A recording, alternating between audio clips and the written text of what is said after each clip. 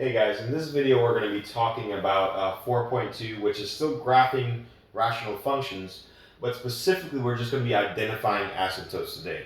Now, in the last video I made, we were still identifying asymptotes, but in yesterday's video, all of your problems were in this form.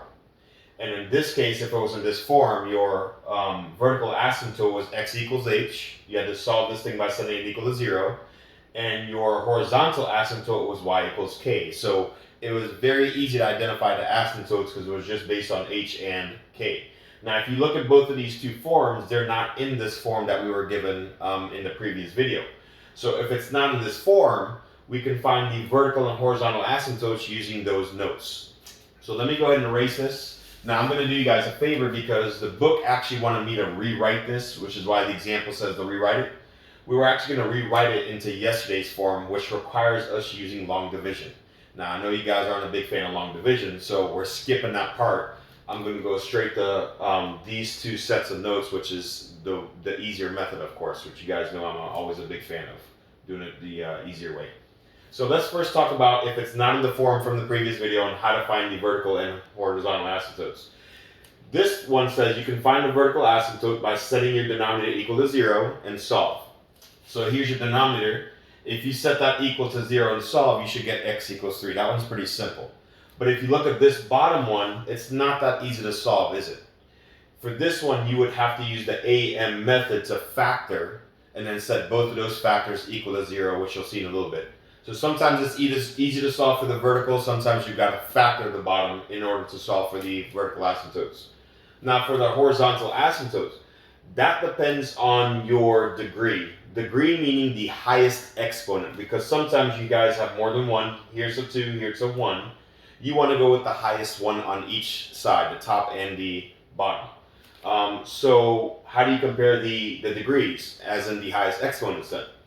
The first thing says, if the exponent up top, which is m, the highest one, is less than the highest one on the bottom, which is n, then your horizontal asymptote, HA for horizontal asymptote, is y equals 0. The second one says if the biggest exponent up top, again, which is m, is bigger than the biggest exponent on the bottom, which is n, then you don't have a horizontal asymptote. And then the last one says if they're tied, if they're equal. If the biggest one up top is equal to the biggest one on the bottom, then your horizontal asymptote is a over b. Well, what's a over b? A and b are the leading coefficients. In case you guys forgot what that is, the leading coefficient is the number in front of the highest exponent. So for example, for this bottom part here, the leading coefficient of this thing is the number 1. Why? Because it's the number in front of the highest exponent. Alright? So let's go ahead and use those notes to identify both of the asymptotes in each one of these examples. So here we go. Let's first start with the vertical asymptote for part A. So for the vertical asymptote, it says to set your denominator equal to 0. And if you were to solve this by adding 3 to both sides, you would get a vertical asymptote of x equals 3. All right? Not too bad, right? To get your horizontal asymptote, this is the one where we have to compare the degrees, the highest exponent up top to the highest one on the bottom. So let's compare the exponents. There's only one exponent up top, so obviously this thing, the 1, the invisible 1, has to be the highest one up top. On the bottom, same thing, I only see one exponent, so that has to be the highest one.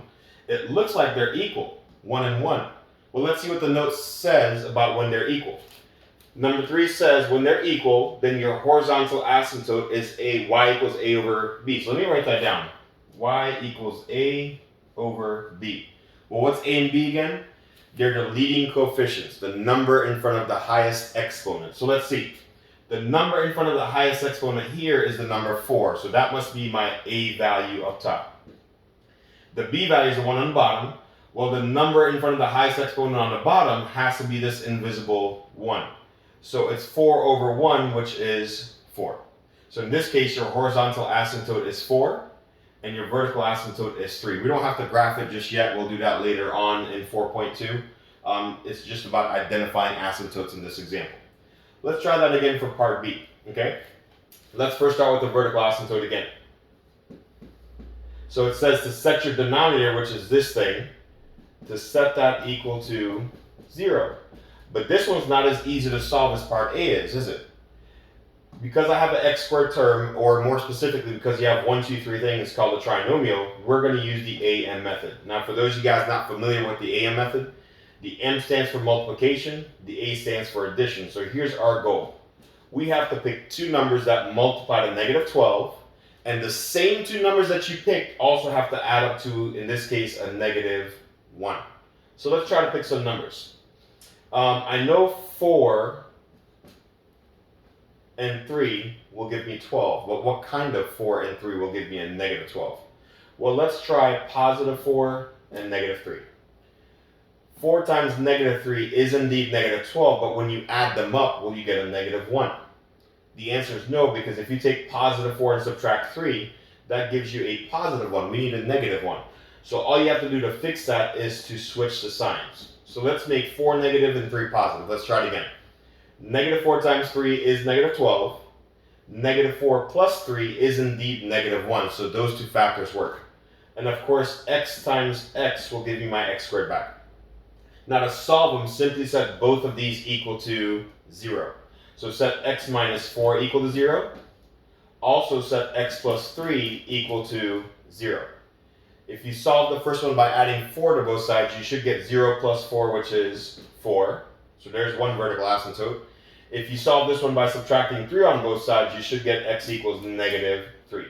So in this case, I got two vertical asymptotes, which makes sense, because if you guys remember my shortcut, the highest exponent always tells you how many answers you should get, right? This one's 1, so I got one answer out of it for the vertical asymptote.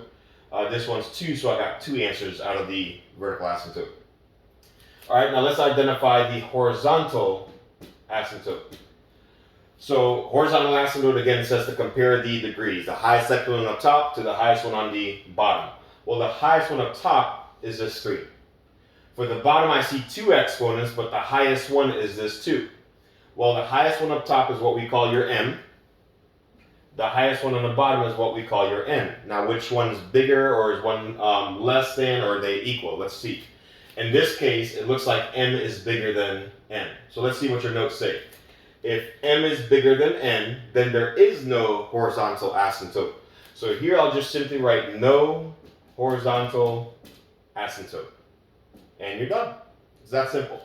Let's try out one more, because I know there's 3 cases up here. I only covered 2 of them. So let's make up another problem that covers the third case, which I believe is number 1. So let's try one out.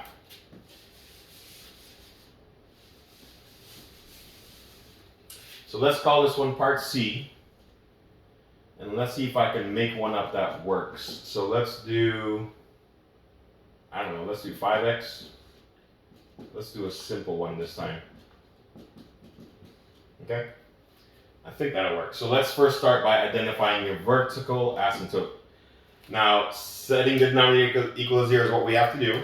This one's more complicated because it has 3 terms, meaning we have to factor it, right? And then solve them by setting them both equal to 0. So here's your a, here's your m. So your last term is always your m value. Your middle term is always your a value. Again, m means multiplication, a means addition.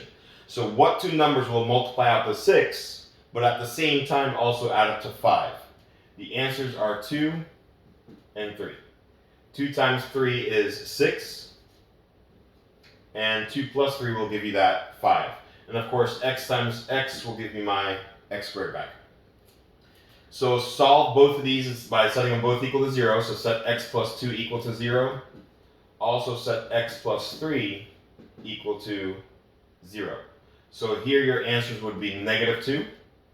And here your answer would be a negative 3.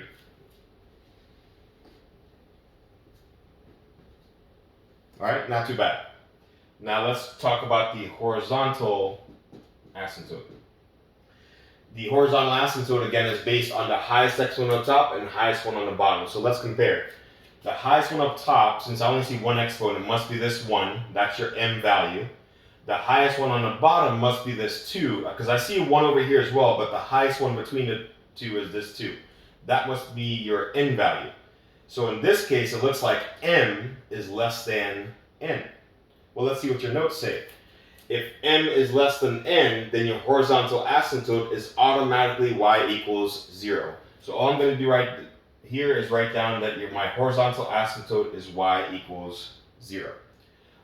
Just in case you have any of these on your homework. There are a lot of factoring ones on the bottom. Let's say, I'm not going to talk about both the asymptotes, but let's say on the bottom, if you have this type of problem, and they ask you for the vertical asymptote again, that means setting this equal to 0. But this time it's not a trinomial where you would use AM method. This is what you call a binomial. It has two things. In case y'all forgot what type of factoring this is on the bottom, this one was called difference of two squares. Difference meaning minus signs. Square mean that both of these two things should be perfect squares. So in case y'all forgot how to do difference of squares, let's check it out. The square root of 4 gives me a 2. The square root of x squared gives me a x. Now, what can I do to get a negative 4 when I multiply these two? One has to be a positive and one has to be a negative. So if you solve these by setting them both equal to 0, you should get one answer of negative 2 and one answer of positive 2. So those would be your vertical asymptotes. That's just in case you guys get any of these, which again is called difference of two squares. All right? And that's all there is to it for this example. We'll see you guys in the next one, which is identifying more vertical and horizontal asymptotes, but I think they're a little bit more difficult. All right, see you guys in the next one.